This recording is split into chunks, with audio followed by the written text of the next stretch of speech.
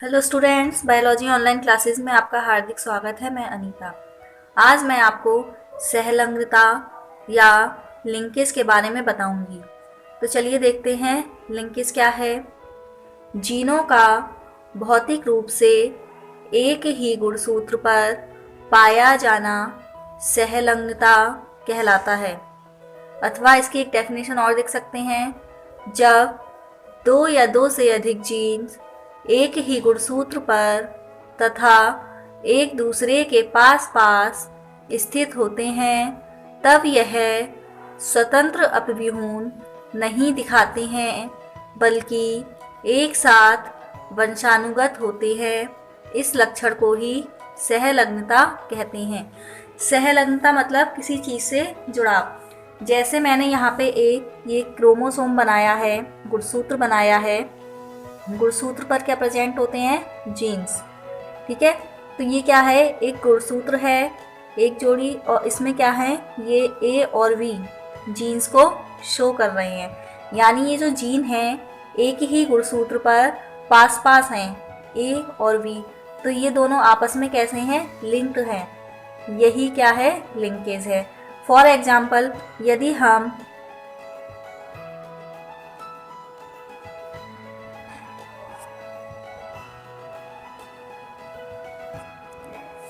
एक क्रोमोसोम और बनाते हैं, यदि इसमें देखते हैं, इसमें एक जीन यहाँ प्रेजेंट है और दूसरा जीन यहाँ प्रेजेंट है। यानी कि ये जो जीन की स्थिति है ये काफ़ी दूर दूर है। तो जो ऐसे जीन हैं ये हमारे लिंकेज जीन नहीं हैं। यानी कि जो जीन इसमें पास पास क्रोमोसोम पर पास पास प्रेजेंट रहते हैं उसे ही क्या बोलते हैं? लिंक।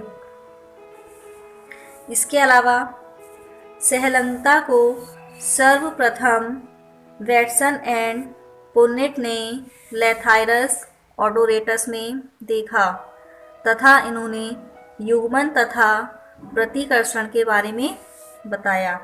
सहलंग्नता की जो खोज थी सबसे पहले वैटसन एंड पुन्नेट ने लैथाइरस ओडोरेट्स, ये क्या है? एक प्लांट्स का नाम है, लैथाइरस ओडोरेट्स में की, तथा इन्होंने इसमें बताया कि इनमें कपलिंग एंड रिपल्सन होता है। देखते हैं कपलिंग और रिपल्सन। कपलिंग ऐसी अवस्था जिसमें एलील युग्मों के प्रभावी एलील साथ साथ रहते हों तो वह कपलिंग या युग्मन कहलाती है। मतलब इसमें हमने पेरेंट लिए हैं capital V, capital capital L का क्रॉस जब स्मॉल वी और स्मॉल एल से कराया है तो हमें capital V, capital L, small L प्राप्त हुए। यानी कि सभी हमें कैसे प्राप्त हुए? Blue and long. यानी कि जो ये इसके लक्षण हैं, कैसे प्रभावी लक्षण, वो हमें एक ही जनक से प्राप्त हो रहे हैं। यानी कि कैपिटल बी और कैपिटल एल किससे आ रहे हैं? ब्लू एंड लॉन्ग, एक ही जनक से आ रहे हैं। तो ऐसी कंडीशन क्या कहलाती है? कपलिंग या युग्मन। फिर सेकंड देखते हैं रिपल्सन। ऐसी अवस्था जिसमें एक एलील का प्रभावी दूसरे के अप्रभावी के साथ रहता है तो इसे रिपल्सन कहते हैं। इसको एग्जाम्पल से समझते हैं। जैसे ये पेरेंट्स हैं कैपिटल वी और स्मॉल एल। ऊपर क्या करा था? कैपिटल वी, कैपिटल एल, लेकिन इसमें हमने क्या करा है? कुछ चेंज किया है। हमने क्या करा है? इसे चेंज करके कैपिटल वी और स्मॉल एल का क्रॉस जब हमने स्मॉल वी और कैपिटल एल से कराया तब भी हमें वही संतानें प्राप्त हो रही हैं, capital V, capital L, small L, blue and long. लेकिन इसमें अंतर क्या है? अंतर यह है जो इसमें एलील प्राप्त कर रहा था, यानी कि कपलिंग में जो एलील प्राप्त हो रहे थे, कौन से प्रभावी, वो किससे प्राप्त हो रहे थे?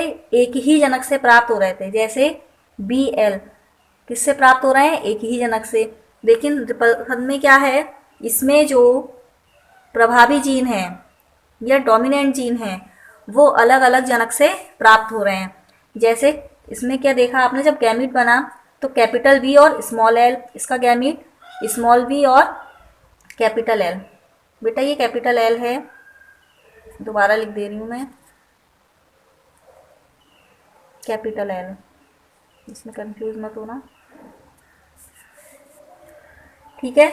तो इसमें क्या हुआ, इसमें जो ये गैमीट आया है कैपिटल बी और कैपिटल एल दोनों अलग अलग जनकों से आया है, तो यही क्या है, रिपल्सन।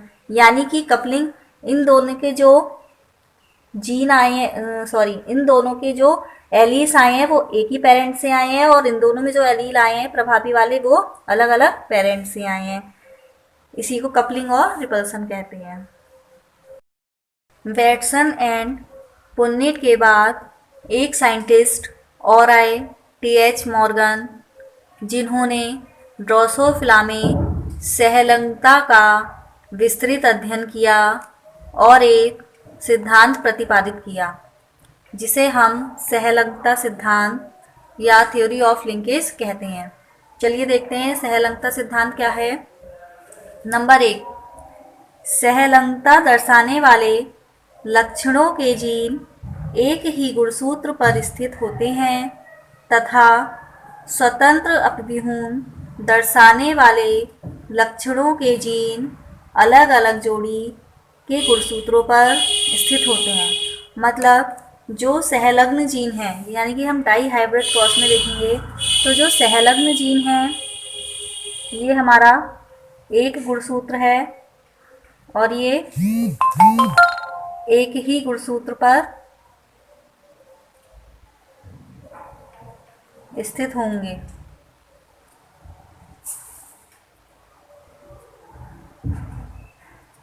ठीक है, क्या कह रहे हैं, सहलंगता दर्शाने वाले लक्षणों के जीन एक ही गुणसूत्र पर स्थित होते हैं।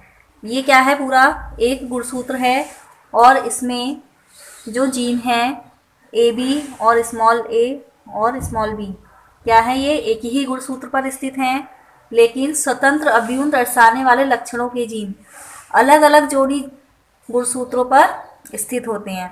मतलब हमारे दो गुणसूत्र हैं, एक गुणसूत्र ये है और एक गुणसूत्र ये है।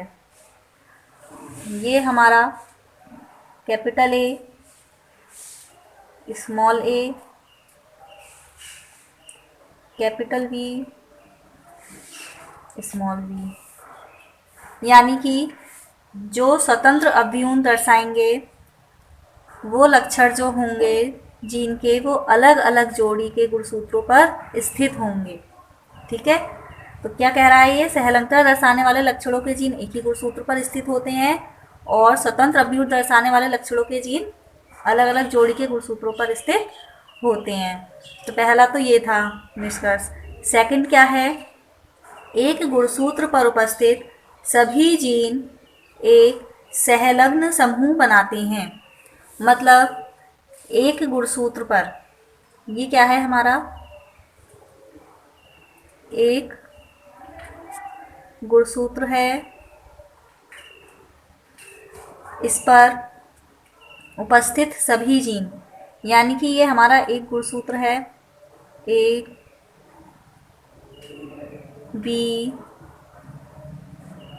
सी डी ई आगे, ठीक है, जितने भी चाहें उतने हो सकते हैं। Gene A B C D E ये क्या है, जीन है गुणसूत्र पर, तो ये सभी आपस में मिलकर एक सहलग्न समूह बनाते हैं। नंबर 3, सहलग्नता रेखीय होती है। गुणसूत्र पर जीन रेखीय क्रम में व्यवस्थित होते हैं। मतलब जो सहलंगता है वो क्या है, एक रेखीय होती है। ये एक गुणसूत्र है और इस पर जो जीन है वो एक क्रम में व्यवस्थित है, यानी कि एक रेखीय क्रम में व्यवस्थित हैं, ए बी सी डी। ठीक है। नंबर 4, दो जीन के मध्य की दूरी होने पर सहलग्नता की सामर्थ्य घट जाती है। जैसे ये दो जीन हैं कैपिटल ए और कैपिटल बी, इन दोनों की बीच की दूरी अगर अधिक हो जाएगी तो इनमें जो सहलंगता की चांस है वो कम हो जाते हैं। दूर दूर स्थित जीन में क्रॉसिंग ओवर द्वारा अलग होने की संभावनाएं बढ़ जाती हैं। यानी कि ये जो जीन है पास पास, जब ये जीन दूर दूर होंगे, क्रॉसिंग ओवर में क्या होता है, एक जीन दूसरे जीन से जाके जुड़ जाता है, तो ये जीन क्या होंगे, आपस में अलग अलग हो जाएंगे। तो जब इसमें क्रॉसिंग ओवर की क्रिया होगी तो इसमें सहलंगता की क्रिया होने की संभावना कम हो जाती है। क्रॉसिंग ओवर सहलंगता को समाप्त कर देता है। यही सहलंगता सिद्धांत कहलाता है। चलिए अब हम गुणसूत्रों पर सहलग्न जीन की व्यवस्था देखते हैं। किसी द्विसंकर पादप में सहलग्न जीन की व्यवस्था दो प्रकार की होती है। नंबर 1 सिस व्यवस्था, नंबर 2 ट्रांस व्यवस्था। तो देखते हैं नंबर 1 सिस अरेंजमेंट या सिस व्यवस्था।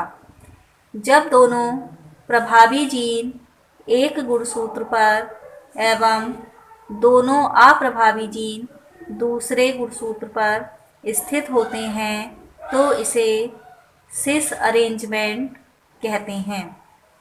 मतलब जब दोनों प्रभावी जीन यानी कि कैपिटल ए कैपिटल बी ये क्या है, प्रभावी हैं, ये एक गुणसूत्र पर स्थित हैं, और दूसरे जो अप्रभावी हैं वो स्मॉल ए स्मॉल बी वो दूसरे गुणसूत्र पर स्थित होते हैं। तो ऐसी व्यवस्था क्या कहलाती है, सिस व्यवस्था। सिस अरेंजमेंट वास्तविक व्यवस्था होती है। सिस अरेंजमेंट में दो प्रकार के गैमीट या युग्मक बन सकते हैं। कैसे, कैपिटल ए कैपिटल बी, तो हमें क्या युग्मक प्राप्त हुआ, ए बी। ऐसी स्मॉल ए स्मॉल बी, सेकंड युग्मक क्या प्राप्त हुआ, ए बी। यही क्या है, हमारी सिस व्यवस्था है। अब हम नंबर 2 देखते हैं, ट्रांस अरेंजमेंट या ट्रांस व्यवस्था। जब एक गुणसूत्र पर एक प्रभावी जीन, एक अप्रभावी जीन तथा दूसरे गुणसूत्र पर भी एक प्रभावी एवं एक अप्रभावी जीन स्थित हो तो इस अरेंजमेंट को ट्रांस अरेंजमेंट कहते हैं।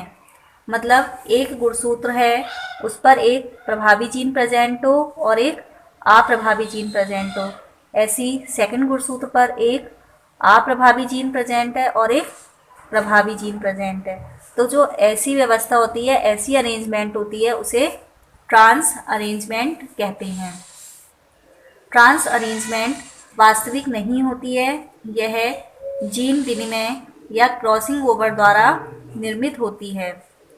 ट्रांस अरेंजमेंट में भी दो प्रकार के युग्मक बनते हैं, किंतु सिस अरेंजमेंट से भिन्न प्रकार के होते हैं। इसमें जो युग्मक बनेंगे वो क्या होंगे, कैपिटल ए स्मॉल बी और सेकंड स्मॉल ए और कैपिटल बी। यही हमारी ट्रांस अरेंजमेंट कहलाती है।